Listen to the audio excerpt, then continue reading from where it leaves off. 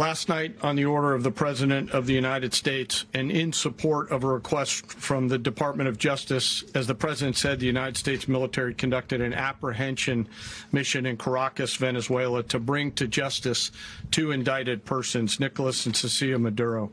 This operation, known as Operation Absolute Resolve, was discreet, precise, and conducted during the darkest hours of January 2nd and was the culmination of months of planning and rehearsal, an operation that, frankly, only the United States military could undertake.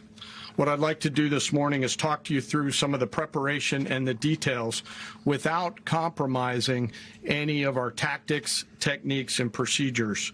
There is always a chance that we'll be tasked to do this type of mission again. Our interagency work began months ago and built on decades of experience of integrating complex air, ground, space, and maritime operations. While the past 2 decades have honed the skills of our special operations forces, this particular mission required every component of our joint force, with soldiers, sailors, airmen, Marines, and Guardians working in unison with our intelligence agency partners and law enforcement teammates in an unprecedented operation. We leveraged our unmatched intelligence capabilities and our years of experience in hunting terrorists, and we could not have done this mission without the incredible work by various intelligence agencies, including the CIA, NSA, and NGA.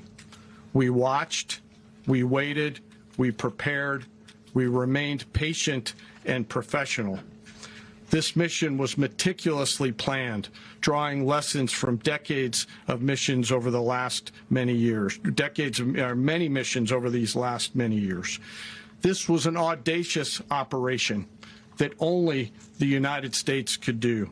It required the utmost of precision and integration within our joint force.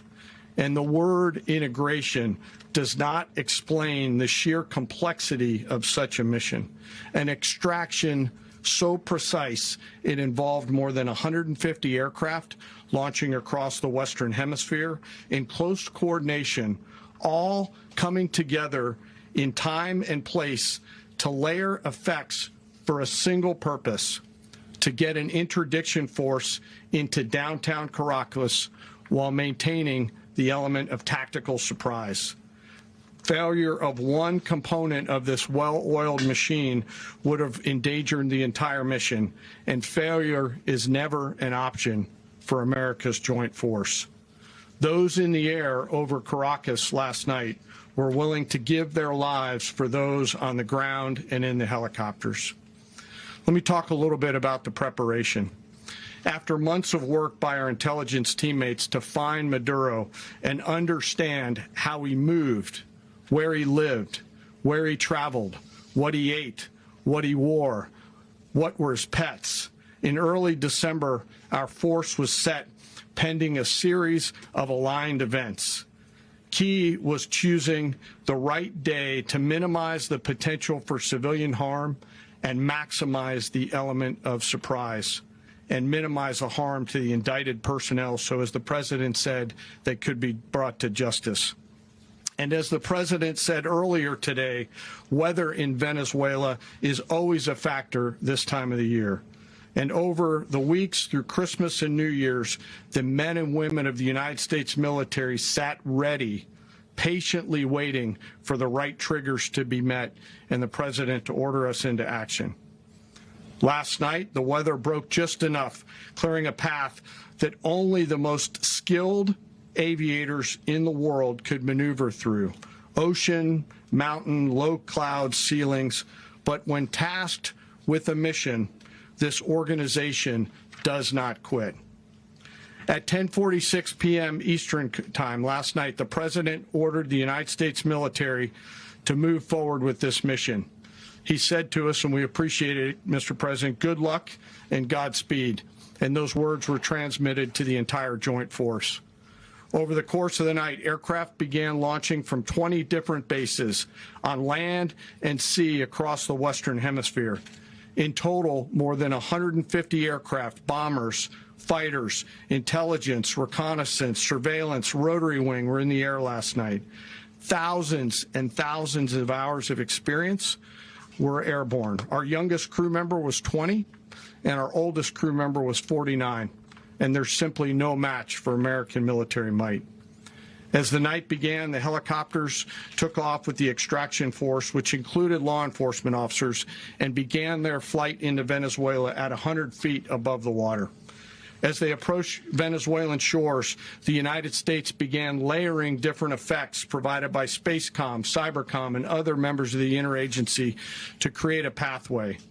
Overhead, those forces were protected by aircraft from the United States Marines, the United States Navy, the United States Air Force, and the Air National Guard. The force included F-22s, F-35s, F-18s, EA-18s, E-2s, B-1 bombers, and other support aircraft, as well as numerous remotely piloted drones.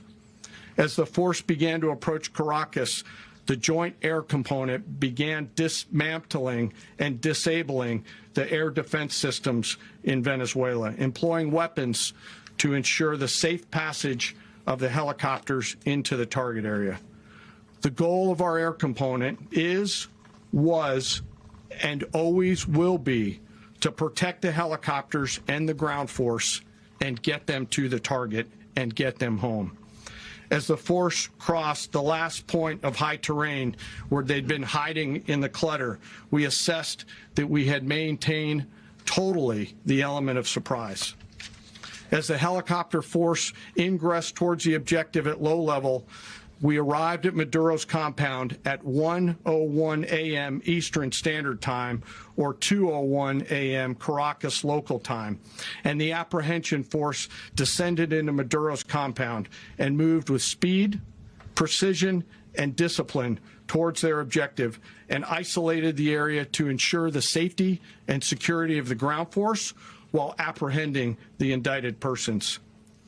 On arrival into the target area, the helicopters came under fire, and they replied with that fire with overwhelming force in self-defense. One of our aircraft was hit, but remained flyable, and as the President said earlier today, all of our aircraft came home, and that aircraft remained flyable during the rest of the mission. As the operation unfolded at the compound, our air and ground intelligence teams provided real-time updates to the ground force, ensuring those forces could safely navigate the complex environment without unnecessary risk. The force remained protected by overhead tactical aviation.